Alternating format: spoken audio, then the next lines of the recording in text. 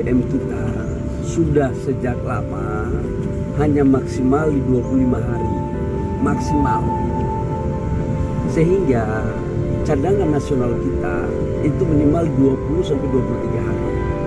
Sekarang BBM kita itu sudah 23 hari, jadi sudah di atas standar minimal cadangan nasional yang sebagaimana lazimnya.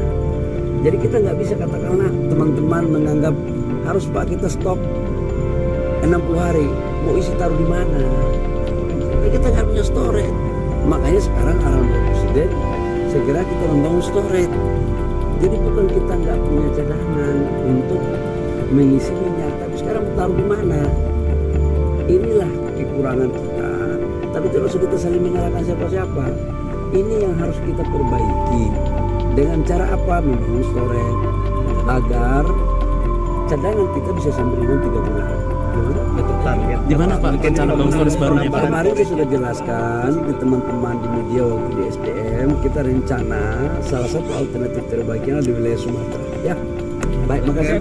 Soal tambang Marabe jadinya izinnya gimana ya Pak? Oh ya, saya nanti cek dirjen saya ya, karena kemarin kan saya baru pulang dari kunjungan ke luar negeri.